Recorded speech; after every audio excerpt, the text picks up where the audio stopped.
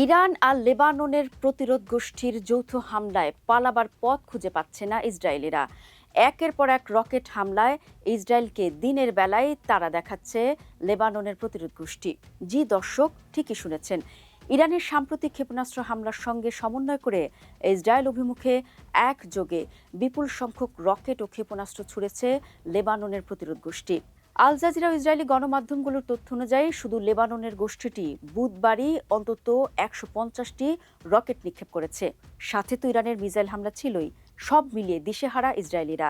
অন্য দিনগুলোর মতোই ইরান ও লেবাননের উপর্যুপরি ক্ষেপণাস্ত্র ও ড্রোন হামলায় বুধবার নির্ঘুম রাত কাটিয়েছে লাখ লাখ ইসরায়েলি নাগরিক।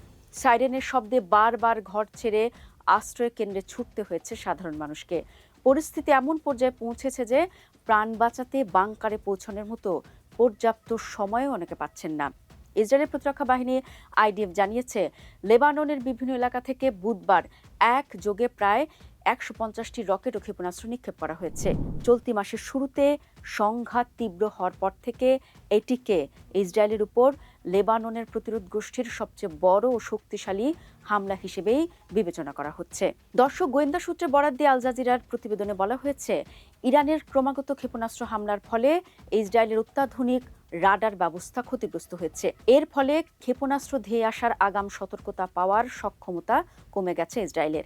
ইরান এবার বিশেষ ধরনের ফ্র্যাগমেন্টেড ওয়্যারহেডযুক্ত ক্ষেপণাস্ত্র ব্যবহার করছে, যা বিস্ফোরণের সময় অসংখ্য ছোট ছোট টুকরায় বিভক্ত হয়ে ব্যাপক ধ্বংসলীলা চালায়।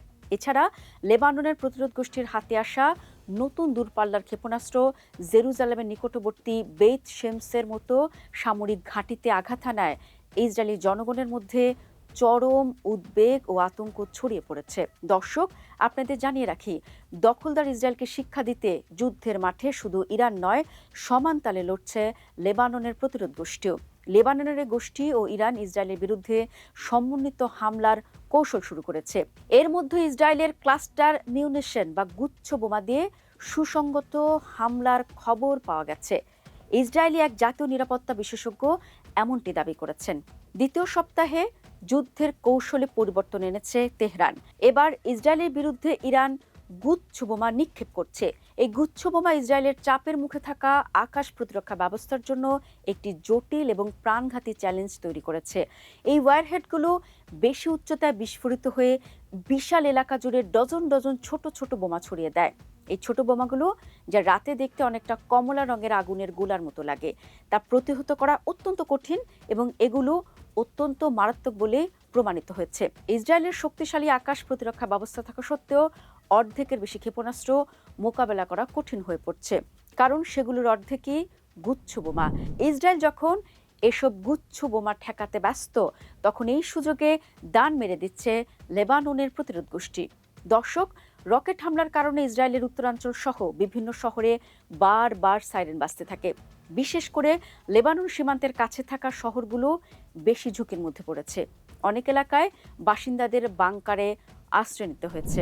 ইসরায়েলের প্রতিরক্ষা ব্যবস্থা আয়রন ডোম বেশিরভাগ রকেট ভূপাতিত করলেও কিছু রকেট লক্ষ্যবস্তুতে আঘাত করেছে বলে জানা গেছে। শুধু তাই নয়, ইসরায়েলের বিরুদ্ধে নানামুখী যুদ্ধের প্রস্তুতিও নিয়ে রেখেছে লেবাননের প্রতিরোধ বাহিনী। বার্তা সংস্থা রয়টার্সের এক প্রতিবেদনে বলা হয়েছে, লেবাননের শক্তিশালী বাহিনী ইসরায়েলের সঙ্গে তাদের গত যুদ্ধের অভিজ্ঞতা কাজে লাগিয়ে সম্ভাব্য পূর্ণমাত্রার ইসরায়েলি আক্রমণ এবং দীর্ঘস্থায়ী সংঘাতের জন্য প্রস্তুতি নিচ্ছে। সূত্রের বরাত দিয়ে বলা হয়েছে, ইরান সমর্থিত গোষ্ঠীটি দক্ষিণ লেবাননে তাদের আদি গেরিলা যুদ্ধ কৌশলে ফিরে যাচ্ছে। লেবাননের সশস্ত্র গোষ্ঠী সামরিক কার্যক্রম সম্পর্কে অবগত সূত্রগুলো জানিয়েছে, ছোট ছোট ইউনিটে কাজ করে এই যোদ্ধারা এমন সব যোগাযোগ সরঞ্জাম এড়িয়ে চলছে যা ইসরায়েলিরা ট্যাপ করতে পারে। পাশাপাশি ইসরায়েলি সেনাদের মোকাবেলা করার সময় তারা গুরুত্বপূর্ণ অ্যান্টি ট্যাঙ্ক রকেটের ব্যবহারে মিতব্যয়ী হচ্ছে। তাহলে উপায় কি? ইসরায়েলের একদিকে ইরান আর অন্যদিকে লেবাননের প্রতিরোধ বাহিনী। মধ্যপ্রাচ্যের ক্ষুদ্র এই রাষ্ট্রের টিকে থাকা নিয়ে তৈরি হয়েছে সংশয়।